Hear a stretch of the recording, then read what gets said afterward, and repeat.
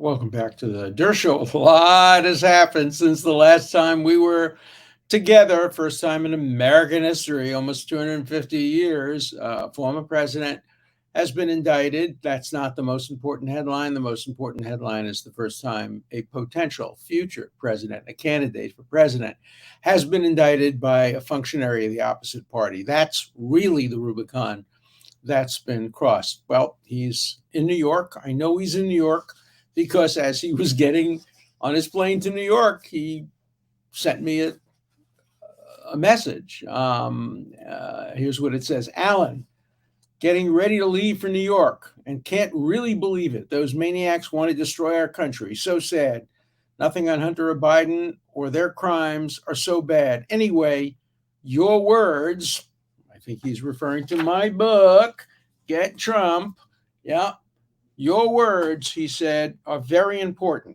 Save America, Donald Trump. P.S. Congratulations on the book. Doing really well. Well, you can help it do even better. I know there's a backlog in getting the book, but A, you can get it on Kindle within 2 minutes. And B, if you order it, it'll come and you can get it. So please order it. What's important is that there be a lot of orders of the book. That puts it on the bestseller list, and that sends a message to Greg and others that there are people watching and that there are people who are going to hold you accountable. Now, in New York, Bragg's a hero. The New York Times had a story yesterday outlining how this case came to be, and it said that originally Bragg said, no, there's no case here. We're not going to bring it. He got pilloried. He got murdered by New York politicians, by Democrats, by people who were in his office, and he couldn't resist the pressure. Nothing changed. There was no new witnesses came forward. No new law was developed. Just more pressure was put, and so we indicted. Of course, we don't know what's in the indictment. I think I have a clue. I think there's something secret in the indictment. I think that Michael Cohen will testify under oath on his credibility. Michael Cohen will testify that he actually saw with his own eyes, Donald Trump tearing the tag off a mattress in 1996. Now, the statute of limitations hasn't gone because he slept on that mattress every night since. And look, if he tore off the mattress, no one's above the law. If you tear, it says it right on the mattress tag. It is against the law to remove this mattress. He's not above the law. If that's the law, he has to be prosecuted. Obviously, I joke, but that's the implications of the argument these jerks are making. No one's above the law. If he's done the time, if he's done the crime, he's done the time. You know, when I was a young civil rights observer and I was training to go down south, we were told by instructors, don't spit on the sidewalk. Don't put out your cigarettes on the sidewalk. You're being targeted. They're going to turn that into a felony, destruction of government property. Well, you know, the people today who are justifying the Trump indictment will say, look, you did the crime. Nobody's above the law. You actually put the cigarette out on the sidewalk. You actually spit on the sidewalk. You're guilty. Why are you saying just because nobody else has ever been prosecuted? Yeah, that's what we're saying. Because in the South, the segregationist Jim Crow sheriffs and police were targeting civil rights workers. We're taking tiny little misdemeanors, that ain't misdemeanors, they're offenses. They usually get a $5 penalty, turning them into felonies. That's what's going on here. And what a scandal, what a shame that a decent district attorney like Alvin Bragg would be relying on the precedent of the Jim Crow South essentially to create crimes to target people. In the Deep South, people would run for sheriff saying, get those civil rights workers. We're going to put them in jail. Get those radicals from the North. Get those. And then they would use a terrible word to describe people who came down there, racial terms, etc. Get them, get them, get them. That's what's going on now. Now, obviously, people will say there's a difference. This is a good cause. We're trying to get rid of Trump. The other was a bad cause. They were trying to get to impose segregation. Yeah, but the legal issues are similar enough to make us worry and make us concerned. So Tomorrow will be a very, very dark day in American history, a very, very dark day for the rule of law, a very dark day for everything I've struggled against all of my life. And again, you all know I'm not a Trump supporter. Donald Trump writes to me because he knows I'm a supporter of the Constitution. And he referred to me in his Waco speech, and he called me on the phone to thank me for speaking up, not so much for him, but for the Constitution. And so we'll see what happens tomorrow. Let me just give you a law school class outline. I'm going to tell you right away, I'm not an expert in New York local law. I have handled 25 New York cases, probably, several murder cases, attempted murder cases, and I've won almost all of them. So I've had a very high success rate in the state courts of New York, but I'm not an expert. I don't do it every day. But from my understanding generally of how law operates, here's what's going to happen. Trump will be driven in his motorcade. Probably they'll go through the garage entrance to the state courthouse, a place I've been in many times. It's right next to the Frank Hogan building, named after the legendary District Attorney of New York, Frank Hogan, who would be turning over in his grave about such a prosecution, as would my friend Bob Morgenthau, the former DA of New York. They were the personification of nonpartisan, objective law enforcement. So he'll be taken down into the basement parking lot. He'll be surrounded by the Secret Service, which is an obligation under law. He'll be taken to, I don't know what the order will be. The DA and the police will determine that. But basically, what will happen? He will be booked, arraigned, bailed, and so what does booked mean? Booked means that he'll be fingerprinted. He'll be admitted into the system. They'll put his fingers on ink and then make his fingers of both hands leave a mark, and they'll have his fingerprints on file for forever. And he will be photographed. Will they call it a mugshot? They'll probably try not to, but it will be a mugshot, and it will become the best-selling T-shirt in modern history, much like in my home on Martha's Vineyard, we have a mugshot picture of Frank Sinatra, my favorite singer, and he was arrested for seduction. When he was like 18, he seduced like a 17-year-old, and so he was arrested and arraigned and mugshotted. And so his mugshot became very famous. Trump's will become at least as famous. So he'll be booked. Then he'll be arraigned, and he will be asked the question whether he pleads guilty or not guilty. And he will say not guilty. He doesn't have to answer. If he doesn't answer, which is his right not to do, a not guilty entry will be made. But he'll answer, and he'll say very firmly, "I am not guilty," and he'll do it, in his typical Trumpian voice, and the judge will say, "Okay." And then a couple of other technicalities will occur, and when the next hearing will be, etc. The indictment will be handed to him if it hasn't been handed to him already. And he'll have a chance to read it. It'll be made public. We'll all have a chance to read it. We'll see what the 30 some odd charges are. When I was a kid, I worked in a deli, and my boss, who wanted to save money, would give me a salami, and he'd say, slice it into as many thin pieces as you can. And sometimes we got 30 or 32 pieces of salami. That's what prosecutors do. They just take the salami, the one crime, the hush money payment, the misreporting, and they slice it into 32 crimes. They charge every single phone call as a crime, every single payment as a crime. So we'll see 32 crimes. We'll read the arraignment. Then the big issue tomorrow, and I don't think it'll be a big issue, but there's speculation that it will. There are people who are now saying that the judge will grant Donald Trump bail on condition that he not speak about, and then he'll list the conditions about things he can't speak about. So I'm going to make news here. I'm not going to defend Donald Trump. I've done that once. I have a general rule.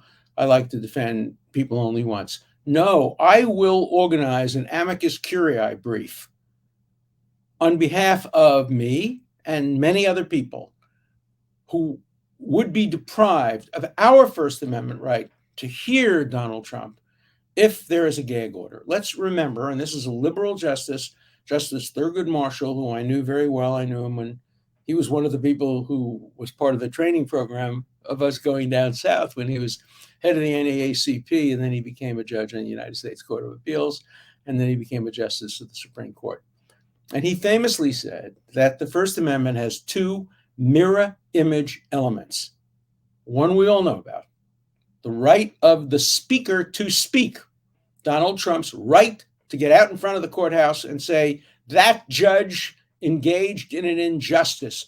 That judge violated the Constitution. He has a perfect 100% right to say that. That's not the only right under the First Amendment.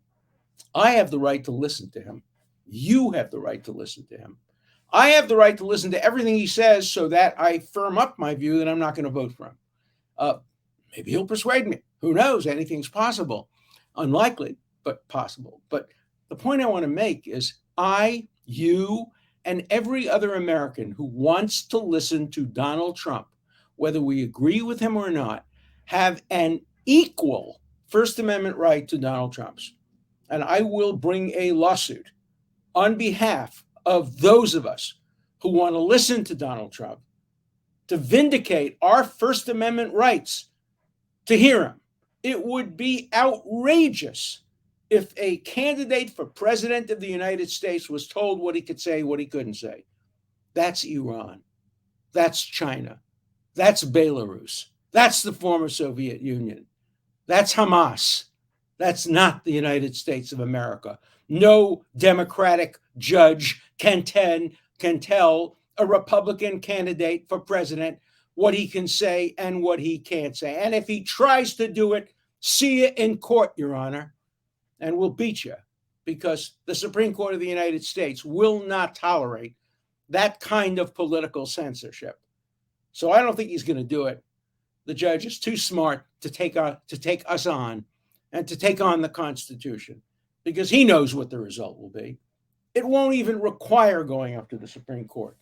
We would take it up to the courts of appeals in New York. We'd win there. He would take it up to the Court of Appeals in the United States Courthouse. We'd win there. And worst comes to worst, we would take it up to the United States Supreme Court, and the decision would be unanimous. It would be 9-0. There wouldn't be a single dissenting vote. That's how powerful the First Amendment is. And it's not something that should ever divide liberals and conservatives, Democrats or Republicans. The First Amendment is too important. And you don't lose your First Amendment right because a grand jury indicts a ham sandwich. We hear over and over again from the judge when he instructs the jury, an indictment doesn't mean anything. It's just like how you begin a lawsuit, how you begin a criminal process. All it required was a vote of 12 chairs to 11 chairs. I say chairs because grand jurors aren't told to think. They're told to do what the prosecutor says. And they always do. Even in a case like this, where they're relying on the credibility of Michael Cohen, who's been, by the way, writing me and emailing me because he told that terrible defamatory lie about me. He's prepared to take it down now, etc. Not enough.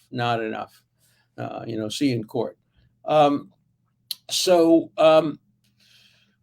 we're not going to see bail conditioned on what he can say and what he can't say. And if the judge were to say, no, you can't say this, Donald Trump should say, sorry, Your Honor, but the First Amendment prevails. I'm going to say it. And he should, again, bring a lawsuit, and I will put together a very good legal team. And hopefully we'll even be able to get some liberals. Maybe even the American Civil Liberties Union will join in the suit. They would lose a fortune of money if they did. All their contributors would say, how you're defending Trump? How can you defend? Well, it's the First Amendment. No, the First Amendment doesn't apply to Trump. This is Donald Trump. Donald Trump, he doesn't have rights.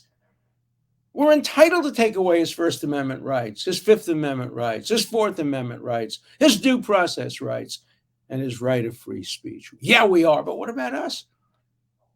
How can you take away our First Amendment right to listen to what he has to say? Well, the ACLU supporters will say, you can't, but we want to do it anyway. We don't want to be associated with Donald Trump. And we don't want to be associated with Alan Dershowitz and others who are associated with Donald Trump. We have learned from McCarthyism how important it is to cancel people who are associated with people who are associated and represent and are legally. We're going to copy McCarthyism.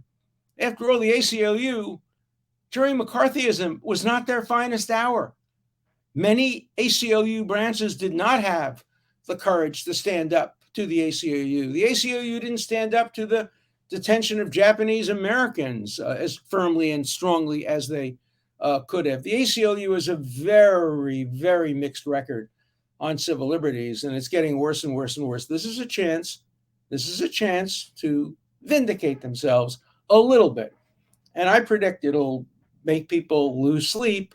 But in the end, the ACLU would actually come in and be on my side of this one and say, no, a judge on the basis of an indictment for a crime like this, a Mickey Mouse non-crime, cannot impose limitations on what a presidential candidate can say and what the millions of people who want to hear him can say. He's supposed to speak tonight at 8:15, tomorrow night, at 8:15 from Mar-a-Lago. Is the judge going to tell him he can't do that? Is the judge going to tell him that hundreds of thousands of people who are going to listen to his speech can't listen to his speech? Or is the judge going to say, well, you can say this, but you can't say that.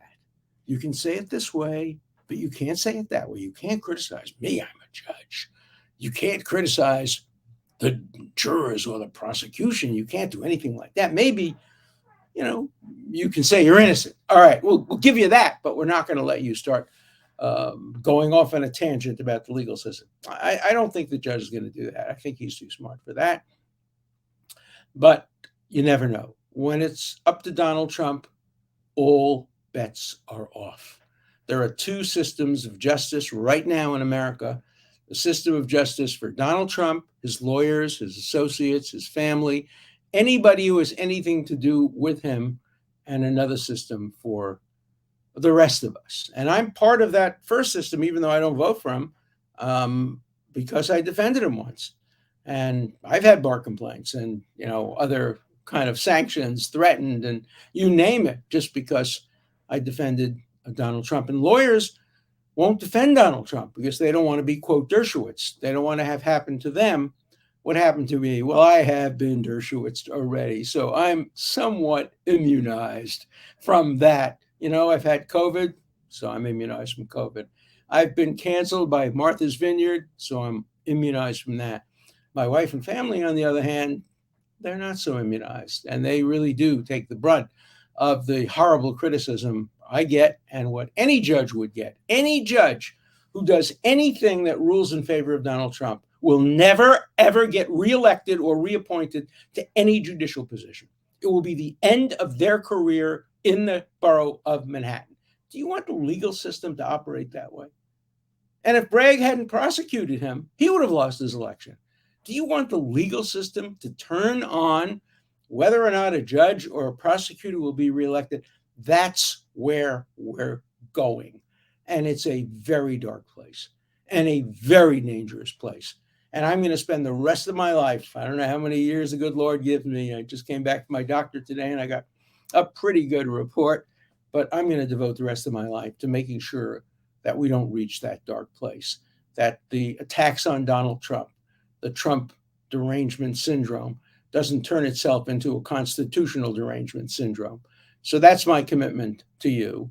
And keep watching the show and keep sending me letters and tell me whether you agree or disagree. But most important for me, at least, if you want to send a message to Bragg and others like Bragg, make my book, Get Trump, a bestseller. Over the weekend, it was number 2 Amazon bestseller among nonfiction, but it'll never make the New York Times bestseller list because it's rigged. How is it rigged? Independent bookstores don't sell Get Trump. They don't like the title. They don't like books that defend Trump in any way, so they don't sell it. And the New York Times won't put a book on the bestseller list, even if it sells more copies than other books, if it only gets sales through Amazon or Barnes and Noble. You have to get them through the local bookstores, but the local bookstores don't sell Get Trump. So you should call your local bookstore and tell them what you think about them not handling Get Trump. But you can still order it. You can order it on Kindle. You can order it regularly. It's not going to come tomorrow because there have been delays as a result of this. But just make it clear to everybody that you want to get Trump, and that will send a very powerful message to Bragg and his cohorts. Okay, let's look at some mail. Got a lot of mail over the weekend. Professor, I have no doubt you're a principled person and not receiving money from Trump to state your opinions. That's true, of course. But you stated, however, in the past that you essentially represent your clients for life.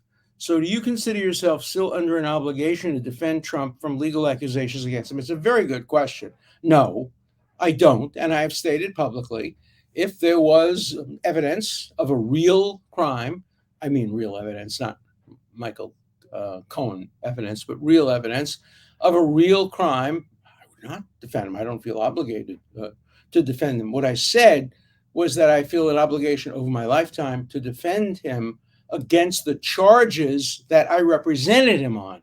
So yes, I do feel an obligation to defend Donald Trump against the unconstitutional impeachment that I defended him in, but not against new charges. That's a great question. That's the kind of question I would give a law student an A for asking that kind of question. It's a very, very smart and good question.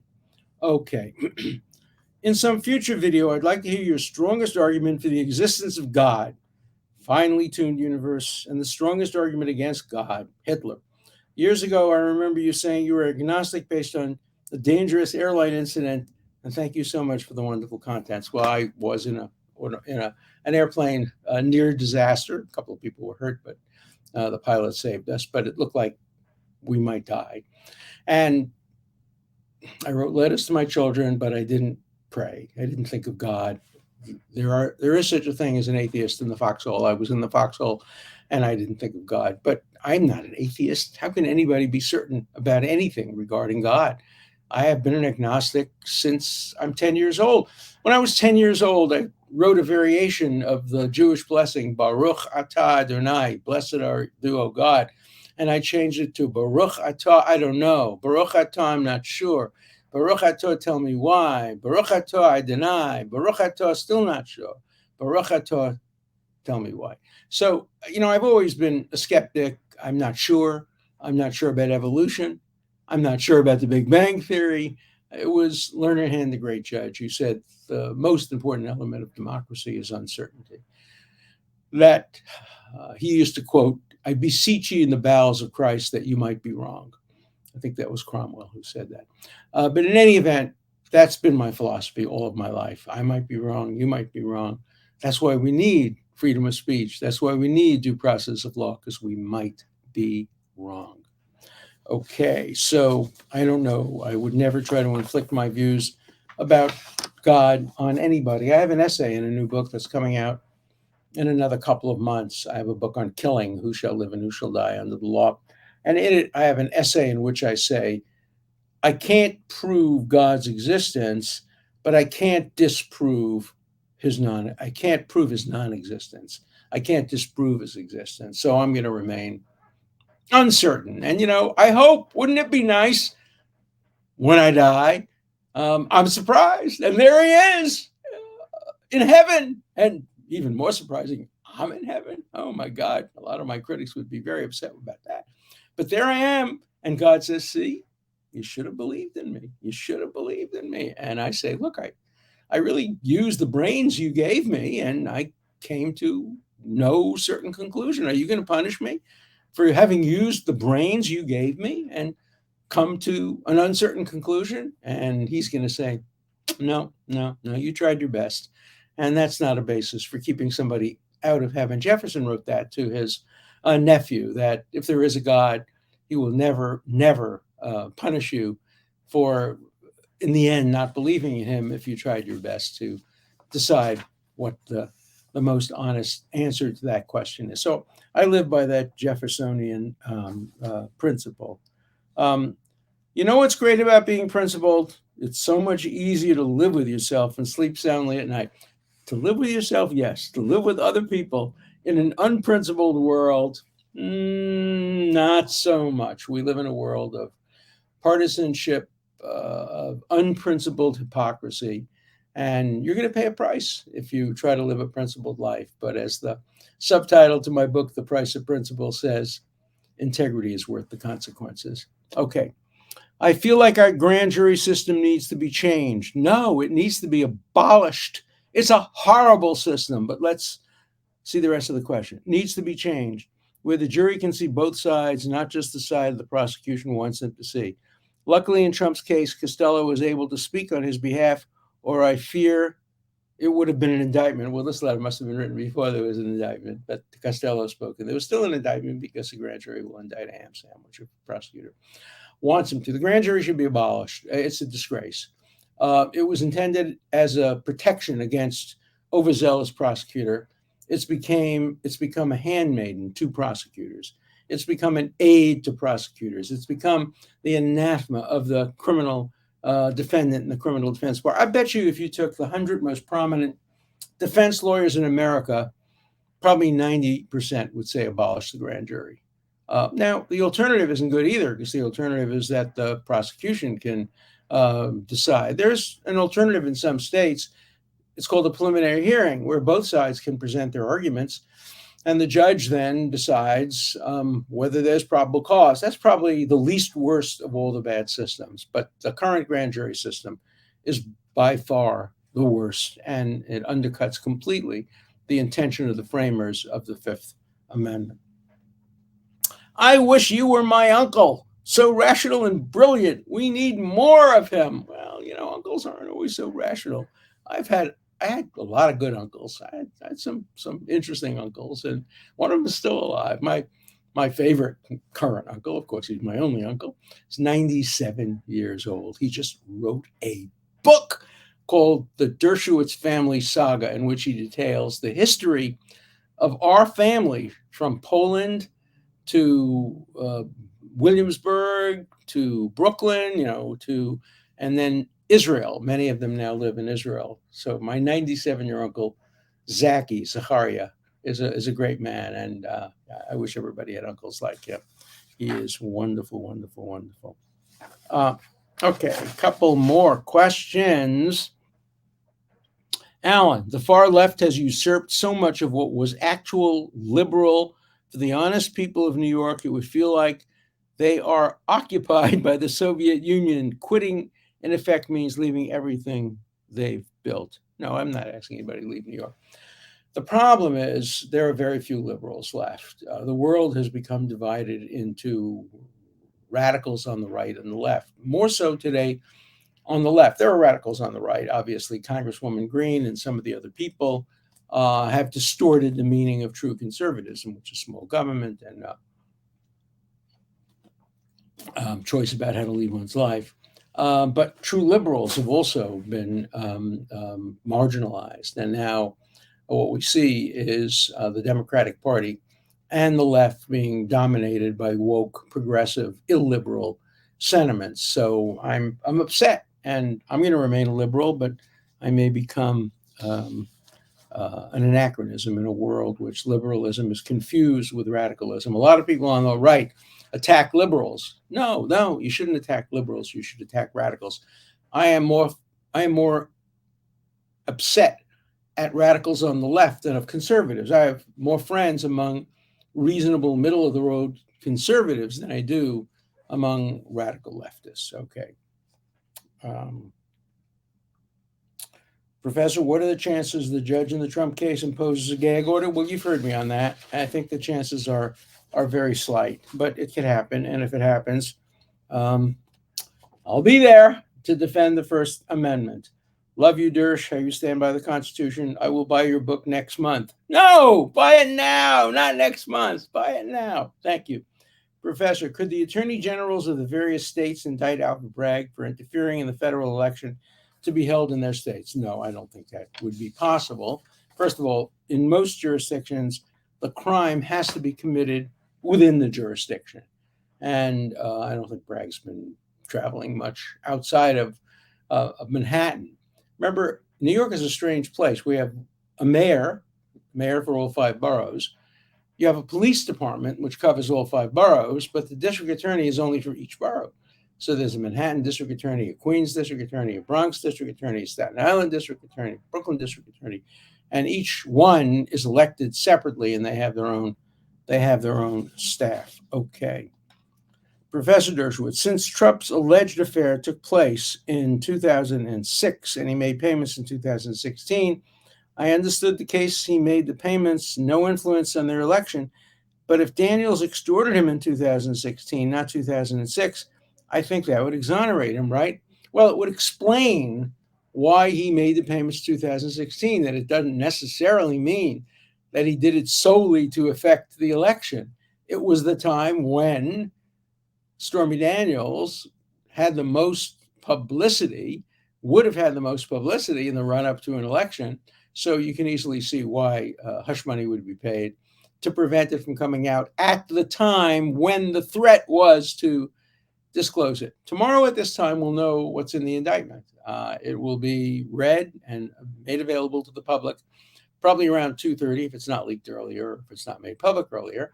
And we sure will have a lot to talk about tomorrow. But, do your homework between now and tomorrow.